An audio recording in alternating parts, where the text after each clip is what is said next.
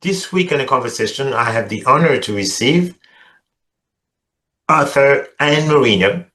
She's joining me from California, and we're going to be talking about her latest novel titled Palliser Park. The novel has already reached the number one spot on Amazon Best New Releases, uh, which is impeccable. This is incredible. Yeah, and we're gonna have such a wonderful conversation. But before we get to this conversation with Anne Marino, I just want to remind everyone also to support the conversation. So, remember, the conversation is a creation of CSMS Magazine. So, uh, subscribe to it. And also, after you watch the video or you want to indicate that fact, if you like what was said, how best to indicate that? By liking the video. Please do so. Okay, and so without further ado, let's get started with impeccable author Anne Merino.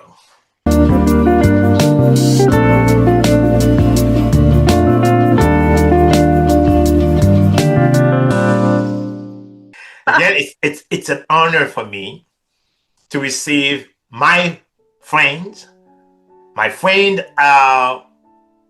who just published such a wonderful mystery novel. Yay! Based on World War One. And you know what, everyone? I know some of you have been watching me, who've been watching the conversation. You've been getting bits and pieces about the book. But who else really to speak, about her book is the author herself. Welcome again, Anne Marino, the author of Palliser Park. Here it is, ladies and gentlemen. It depends of where you are, bonjour or bonsoir. It depends of where you are across the world. Stunning book. And Anne, I have to say again, welcome back to the conversation. Oh, it's an honor and a joy to be here. Talking to you, Ardain, is always the highlight of my month. So happy to be here. Okay. First question then. Dun, dun, dun. You've chosen a specific period, which is the shortly right after World War One. And you're choosing a period that is quite intriguing for a particular historical novel, which is, this is what you are. Is that, when you started thinking about writing Palliser Park, was that, this specific period you always had in mind? Or you had a few of them and finally you zeroed in on World War One?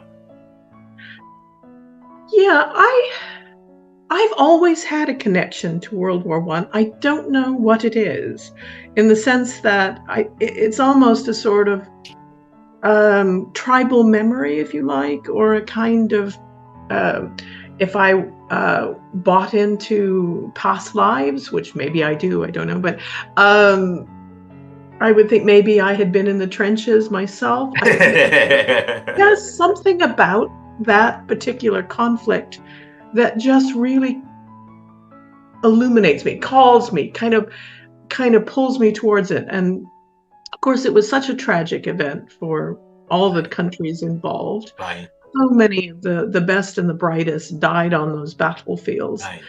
And I also think of the animals, which play a part in the book. We mentioned them Right, quite exactly. the war horses, the mules, the heavy horse that did their best for Britain, did their best for Germany, did their best for all the countries over there, and then their endings were sort of bittersweet and not what they deserved. And so I wanted to address some of that in the book, and it's something that's been on my mind for a long time. And I thought, well, who would be the best person to address it? Oh, it would be a cavalry officer who had been over there. And I don't know, it just sort of pulled me along. And then I started sort of getting into the idea of writing a novel about it. Which brings me to this now. Exactly. The book itself has already reached number one. I know. For this specific category. Yeah. I have to be honest with you, Anne. I got blown away when I saw it. So, how did you feel when you saw with your own eyes that Palliser Park, everyone trails Palliser Park? Your book, the book you've written, is #1. It's not easy to crack that on Amazon. It is not. And I, having published my debut novel a few years ago, I know this very well. I look dreamily at the lists on Amazon. Oh, if we could only crack it. So when I saw #1 on Amazon, it's cliche to say, but it literally was the jaw-dropping moment. I was absolutely gobsmacked. And I had to kind of sit back, have a sip of my ever-present tea, to it and look at it again, because I was sure that maybe I was just sort of hallucinating. And you know what? The category says specifically,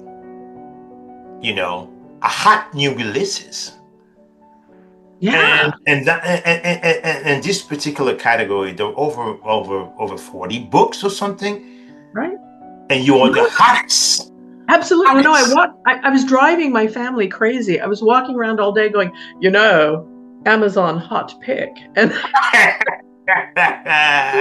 yes, we know you're #1. They already got the news, right? It's really an encouraging feeling. Know that you write something that resonates. Absolutely. It was a stunning moment. One of those ones you'll remember all your life. And one of the things also, Palliser Park feels like, a character itself. Yeah. Grand, beautiful, but filled with secrets. And so how did you envision the estate while writing it? Was that something that because I know writers, people may never understand that when we try to tell them that, but writers, they have everything right here concentrating. So how were you feeling, describing Palliser Park? Well, it was great fun because there are so many of these fabulous Georgian edifices, dotting the English landscape.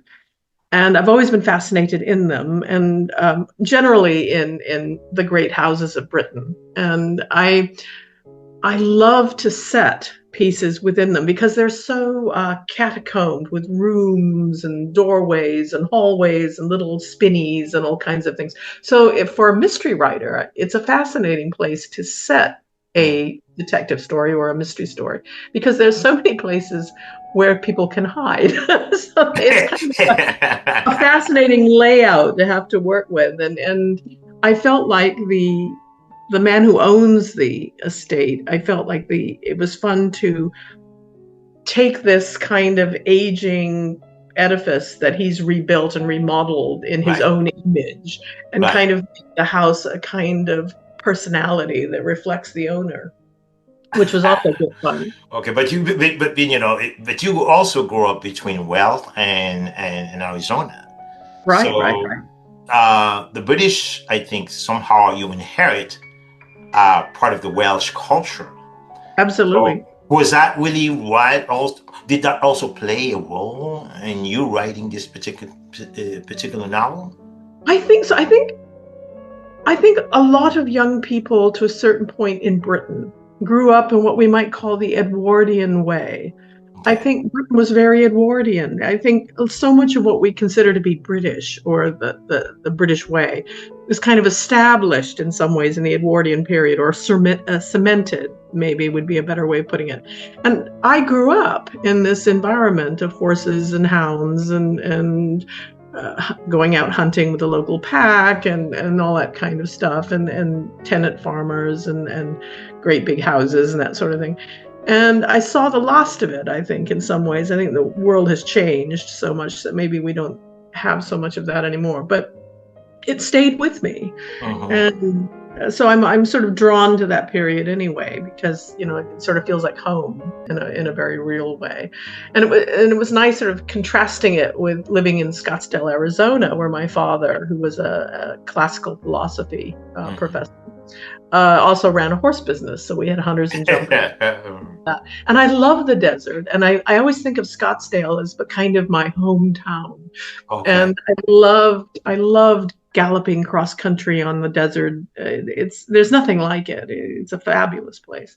So it was interesting. Anyway, yes. So I'm very much a foot in both camps, if you will. And you know what, Anne? One thing that really that amazes me is just the two couple. The couple, the American couple, Simon Oh yeah, yeah, and yeah. also Alice, Yes. and then the relationship dynamic, Yep. the two couple. So how did you? So in other words, what inspired you to write such a dynamic? They searching for peace, and Mhm. then they went right into a mystery. Yes, absolutely. I love Alice. When I was thinking about who I would have be the wife of Major Simon Fairlight, I thought, well, I was like a good sport. I like a Mm. girl who's a good sport. My mother once said to me, always marry someone who's a good sport because you'll have a much happier life. It doesn't really Obviously. matter about the other stuff, but if they're a good sport and they can laugh at things, then you'll be in good stead. So I thought, well, I'd like following that line. I'd like her to be a good sport. And then I thought, well, I tend to write British novels and I tend to write about my British background a lot. Mhm. Might be nice to bring in an American because definitely I'm a sort of a dual. Ah, okay. I That's would going to like be to my have her question. be, yeah, be an American to bring out the American side a little bit. Aha. And I had great fun with it because I thought she was delightful. Yeah, Very it's true. much It part of could have that. been any other Mm, couple, yeah, from even from within Britain, but you choose the exactly. American is just to bring in your American side of it. And I also thought she'd be fun because the owner of Palliser Park, Fitzrobert, Lord Fitzrobert, he's very anti-American in the way that he's very jealous of their entrepreneurial qualities. So Okay. he's and it's sort of de rigueur for him to kind of some slight shade to the Americans. So I thought, oh well, that's a fun dynamic. I can bring in this very, very, very patrician American girl and put him right in front of this person who's not all that wild about Americans, or at Uh-huh. least very jealous of them. So it was good fun. And then again, you know how to spice the story. I don't really. It becomes very dramatic with the fall of the Yes, maid, a and we beautiful set the Polly. stage for a series of things. It's just like you open the gate Yes. to, a mystery that has to be uncovered or discovered, and so many intrigues in the story. Uh, I think a reader will feel some sort of how do you call that, when the dazzling part of it also brings a lot of tension to me Hmm. personally as I was reading it. Oh, good. Attention, good. Yeah. How did you come up with this dramatic fall? The maid as she falls into that, and then that brings set the tone for a series of things that will follow. The whispers and all kind of things. Well, it was twofold. One, I was watching a television program about a great house, of course, my obsession. And I was looking at these sort of Roman and Greek sort of finials that they had on the top of the battlements of this house. And I Mhm. thought, oh, that would, if you were out looking at one up close, that'd be a nasty fall. And then I thought, oh, ooh. And then I thought, oh, it'd be kind of interesting because you might not know that it was you look up and you would see like Diana, the goddess of the hunt or something. And you'd think, oh, and then somebody falls down and you would think, well, maybe it was just a statue or something that came down, but it's actually a real person. Um, and then I thought it would be very interesting to have it be somebody who would not be a major part of this house. I Mhm. would here's somebody who's supposed to be silent and quiet and really kind of an efficient appliance, if you will, this servant, this maid. And then suddenly when she falls, she becomes of all these very illustrious people's lives. Suddenly Mhm. they notice her. They don't notice her because she's a great maid or a lovely person. They notice her because she's dead on the cement. And I thought that was interesting and a way of again highlighting life in a great house and how it worked in those days. And one of the things that's fascinating also is the character movement within the story and the story itself. But let me ask you this: is that your experience in ballet and theater also? Did that play a major role? Because in the pacing, and that's important when writing beautiful novelistic prose. Yeah, no, I think so. I mean, I've been a choreographer for longer than I care to admit. And when Okay. yeah, yeah, when the earth was cooling, I started. Um, so when you're creating a story on stage, you have to be efficient about how you tell the story and how you move it around, and things have to be clear and tangents have to be clear. There has to be a reason why the hero crosses the diagonal to talk to somebody. So that's all very specific, and that helped me enormously as a writer, kind of keep it together. Also, my husband's a filmmaker. He was a film director of lots of sort of sci-fi films and stuff, and he's very big on pacing, and he can look at the Okay. thing and go too much talking and push you and have shouldn't somebody be hitting somebody here or something. So you Uh-huh. do that. Uh-huh. And you know what? And that helps a lot, and with readers, our pacing plays such an important role in keeping someone in the mood to a Yeah. specific novel, such as yours. Well, it's something you know this because Uh-huh. you're such a fabulous writer, but you Yeah. know that you end every chapter. You know you want to have something happen so that people want to turn the page and read the next one. So I try to write every chapter as kind of a cliffhanger, so that you sort of, oh, where do you want to go from here? You know, that kind of thing. Which I think this is no news to everywhere, but we try to anyway. Okay. And you know what? One of the strengths of Palliser Park is its psychological depth. It amazes me tremendously, you know. Um, so let me ask you something. So beneath the glittering surface of the estate itself, Palliser Park, so what themes were most important to you while writing them? I think for me it was the fate of soldiers after the fighting stopped. The I think you call it post traumatic stress disorder now. We called it shell shock. You Yeah, know, back in the especially in in the British thing and ah, British called, yeah. yeah, exactly. And I wanted to make that a part of the novel. That's something that the hero really fights with. He has moments where it almost overwhelms him, where he almost becomes immobile because he's sort of wrapped up in this kind of shell shock. And I wanted to write about that. I wanted to write about what it was like to come back from. So you have this man who is in the Royal Cavalry. He's a blue, and he's wealthy. He's the second son of a marquis. He Mhm. lived in an aging castle growing up. He was educated at Oxford. He is a remarkable person in his own right, but he goes over and suddenly he's in the trenches with chaps who maybe were bakery assistants in lesser parts of London or whatever, and he likes them, and he becomes very, it's like people he wasn't allowed to know before. And the war in a way united these young men where they were, from all different backgrounds, and he was able to meet this variety of people who he admired tremendously. And then when he comes back to Britain, they expect him to go back to his little, lofty spot where he talks to certain people and, kind of lives his life with only certain people. Mhm. And he doesn't want to. He wants to keep going, this sense that, he can speak to whoever he likes and hang out. And I think that's a lovely thing about him. Mhm. But I do think it reflects a lot of people's reactions when they came back from war. And I think it still does today, Mhm. obviously for people.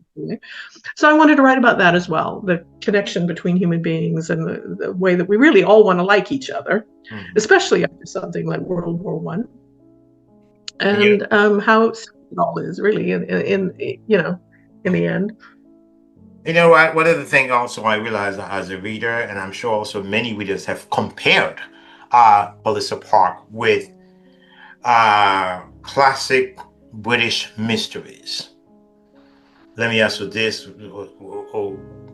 was there any particular British writer, author who influenced you writing it, or more than just one? Oh, there would be tons. There's so many great mystery writers, really. But I adore the writing. The Lord Peter Wimsey stories Hmm. are fabulous.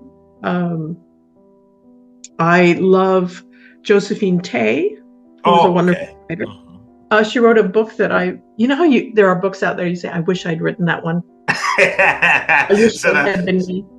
Yeah. yeah. And she did one called The Daughter of Time, which was about a police detective who's in a hospital bed and he's bored. So a friend of his, who's an actress, brings him a bunch of portraits to look at, historical portraits. And he gets fascinated with the portrait of Richard III, and he decides to reinvestigate Richard III's life and find him innocent of, because he looks at the picture and he thinks, this man, this face, I've looked at murderers all my life.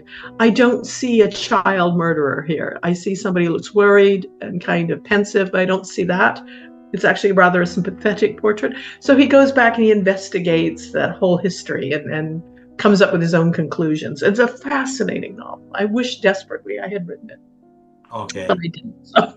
So it has some influence on writing Palliser Park. But now that Palliser Park has gained national attention, and Yes. so what can we as readers expect next from Anne?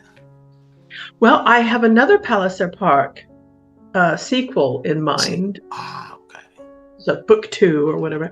And I thought, I guess I could let the cat out of the bag a little bit. I thought it might be fun because we've talked about the duality of my life, Mhm. Scottsdale, Arizona, Great Britain.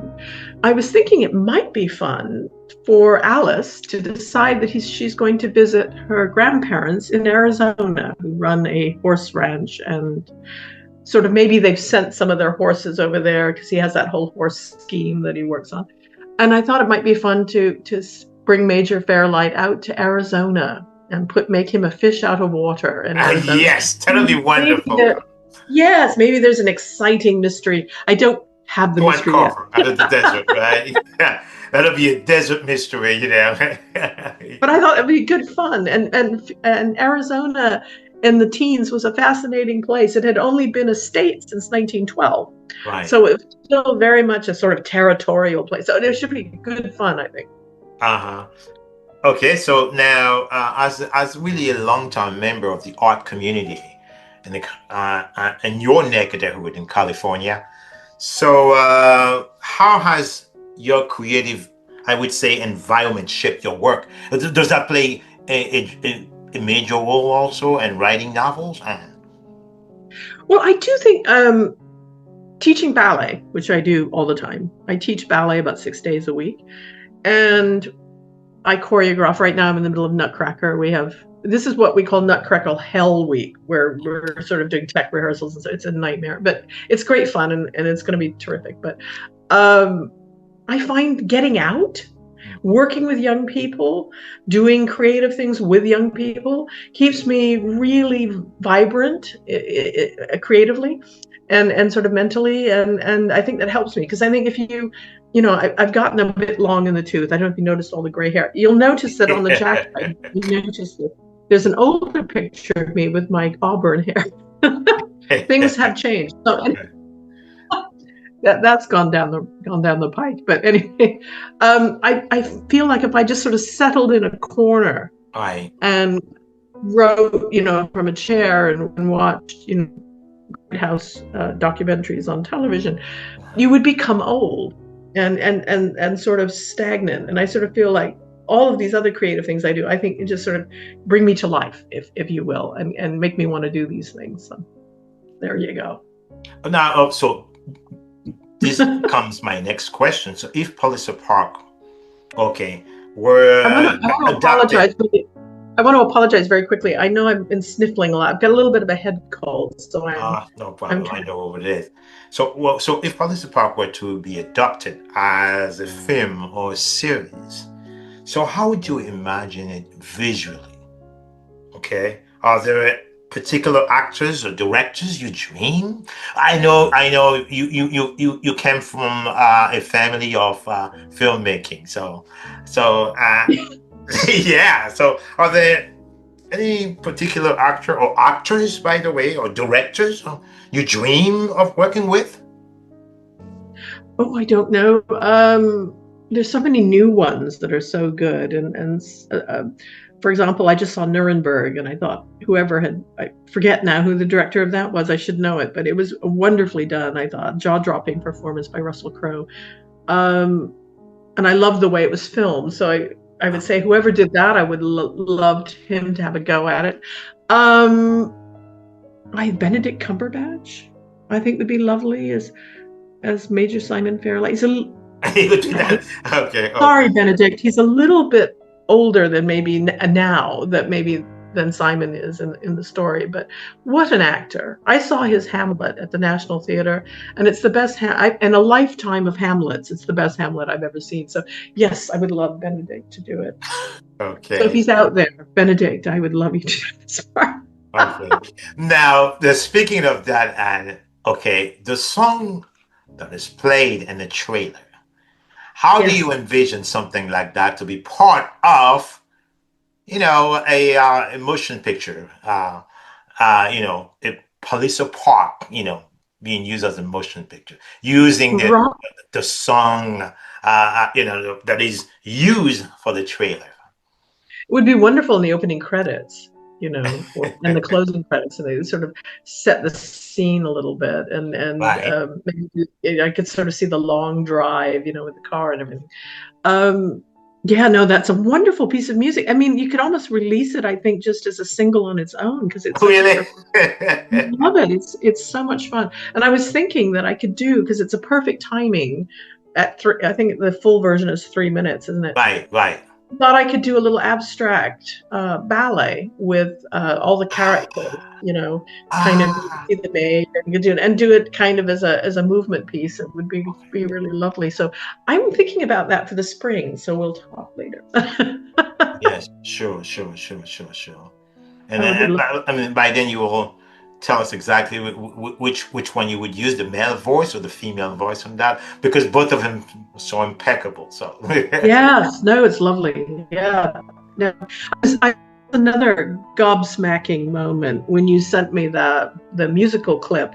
And right. I thought, oh, no, it'll be some like little, little orchestral. That's very nice. And I listened to it. And went, wait, I was on a walk with my son. We were walking, taking a long walk in a local park. And I went, no, no, no, wait, there's more. So we turned it up on the phone. Oh my God, it's a song. And we were so blown away. And again, we turned in circles, oh my gosh. So thank you. It was really one of those things in a lifetime. I really appreciate it.